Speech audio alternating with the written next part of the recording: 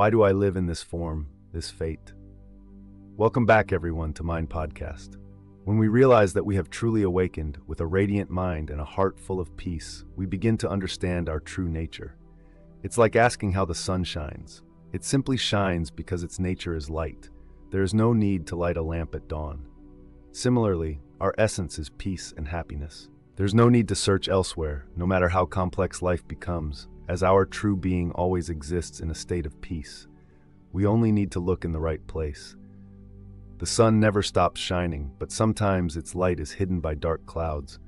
Our souls are the same, always radiating peace and joy, though sometimes obscured by worries and feelings of lack. None of us is fully awake, and that's why, one who has awakened from the narrow structures of small consciousness in a meditation center, recognize that true awakening is not easy. We sit with tense minds, using meditation techniques to create a space untouched by anything. Yet the character struggling to meditate realizes that these techniques alone don't bring complete awakening.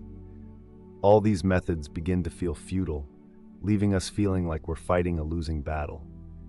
In the play of my life, the role I perform must face either acceptance or its end. When there's no one left performing, no one left to meditate, only the truth of my essence remains, or rather, only I remain. Waking up from narrow personal consciousness doesn't mean eliminating or fighting the ego. Instead, it simply means allowing it to step aside a bit, to become part of the community, part of our shared consciousness. This realization brings a sense of freedom and a deeper understanding that we are not viewing the world through a narrow lens. We open our hearts and minds, and this broadens our perception, creating a profound and close connection with others. Enlightenment doesn't mean becoming awakened in some grand way.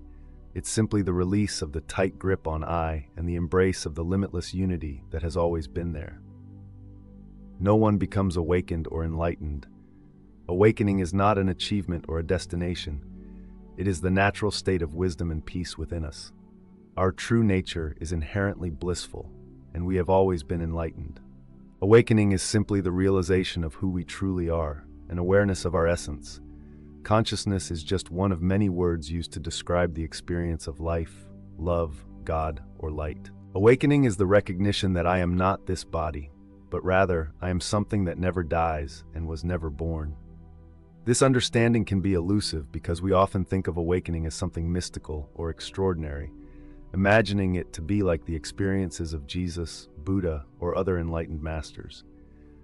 But for me, that was not the case. Despite moments of deep peace, joy, and fulfillment, I still struggled, and over time I realized the simplicity of our true nature, awareness. For those listening, the awareness that hears this voice is our essence, and it has no location, gender, color, or body. It is completely boundless. Awakening to our true nature. Awakening is simply becoming aware of our true nature, the realization that I am the one experiencing this moment right here, right now. This recognition is profoundly ordinary, so simple that we often overlook it. Discovering our true nature doesn't lead to happiness, it is happiness. The essence of existence itself is bliss. Who is aware in this moment? The mind often searches for something, complicating everything. Yet you are already what your mind seeks. The mind will always miss this truth, so don't look to it for answers. Don't push your thoughts away or fixate on them. Simply release any attachment to thoughts, ideas, and beliefs, and observe yourself as you are. Don't try to deny the mind or attain any specific state. Every action and movement of the mind only deepens its control. Let the mind be as it is. Sometimes people awaken in everyday life. They don't necessarily need to practice. Events in life can disrupt habitual patterns, leading to spontaneous awakening.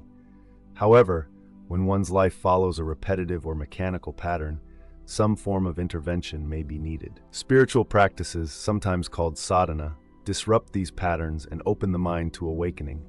These practices help loosen our rigid structures, making it easier to glimpse our true nature. Awakening may happen by accident, but practices increase the likelihood of such moments. At some point, though, these practices must be released, because if the mind clings to continuous practice, it will take control and lead, keeping us in a cycle of doing rather than being. Thus, while practices are useful steps toward lightening and illuminating our personal structures, we ultimately need to let them go, allowing our essence to shine through naturally. The paradox of practice, awakening beyond the self.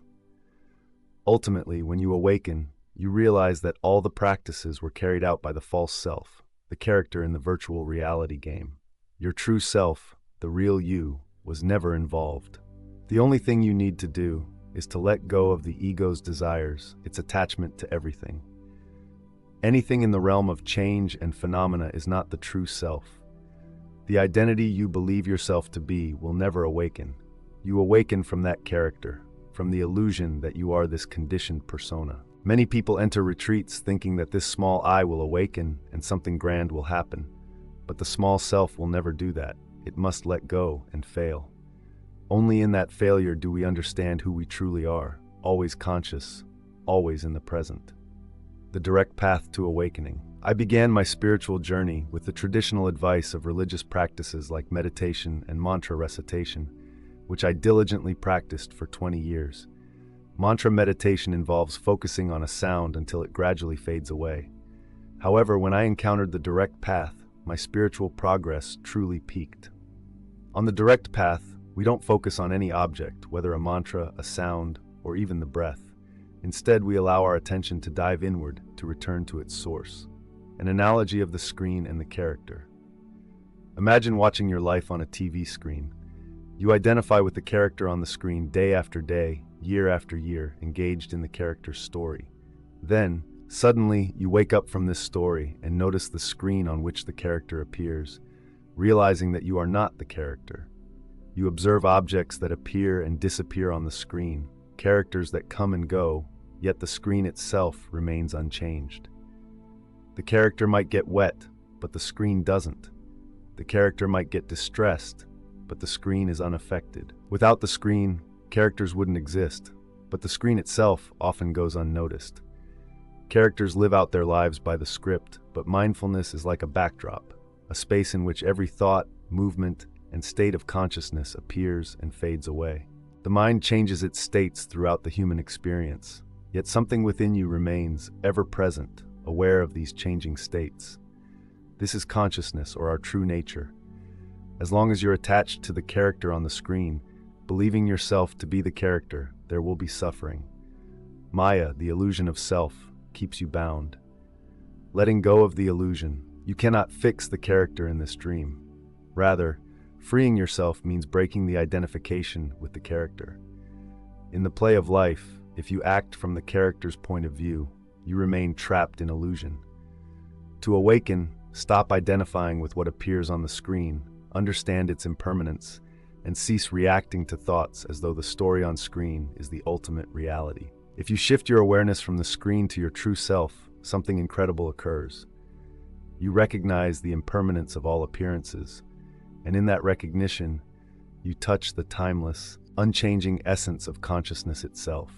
This shift is the awakening from the dream of separation into the wholeness of your true nature. Awareness awakens itself. Awakening isn't something that happens. Rather, it's the realization of the screen that has always been there. Do not place your trust in the next thought. Instead, direct your awareness toward awareness itself. I have always been myself. This sense of self has been present throughout my life, through every moment, from yesterday, last year, 10 years ago, and even when I was 2. Recognizing the essential I is the great secret of life, a direct path to peace and happiness. It's not something created by anyone. It's a recognition of what has always been known but often forgotten or denied. This awareness opens up a new way of being, a new stage of development. Many think that self-understanding is an extremely difficult or impossible goal. My goal, as a teacher, is to make this realization practical and accessible. If we believe we are a temporary separate self, we inevitably seek peace and happiness outside of ourselves. However, true happiness is not found in the objective world, it's within us. The practice of directing awareness inward. Thus, spiritual practice involves relaxing one's attention inward into its source. Pure awareness is not focused on any object, relationship, or external action. So if we could call it a spiritual practice, it would be the relaxation of attention, letting it rest in the heart of awareness, in the peace of being as it is.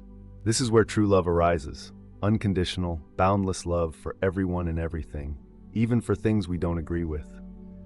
When someone realizes the nature of their being, they recognize that their essence is the source of the peace and happiness they strive for. The world is no longer a place where they seek satisfaction. This does not mean such a person has no desires, but their desires no longer exist to fill a void. Instead, they emerge from a place of contentment, changing how they relate to others. We no longer seek others to fulfill our needs, but rather to share the happiness we already have. This releases others from the heavy burden of bringing us happiness. We experience a life free from the constant hunger and dissatisfaction that burdens the separate self. Every moment, every action, and every outcome advances our soul's evolution, which is why we come into this material world. Living in the flow of inner energy, remain open, feel the inner energy flowing freely. Don't force anything to happen. Who is it that is aware of this inner energy, this aliveness within? Notice the mind's tendency to control and manipulate.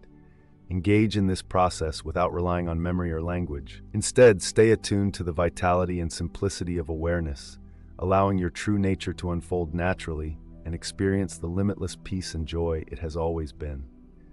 Who are you beyond the mind and emotions? Who are you?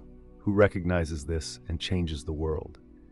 Many who hear these ideas for the first time may have never encountered the concept of self-realization. In my view, there are two types of people: those on a spiritual path, striving to be authentic, to become themselves, seeking and reaching for understanding, and others simply living their lives without ever questioning, who am I?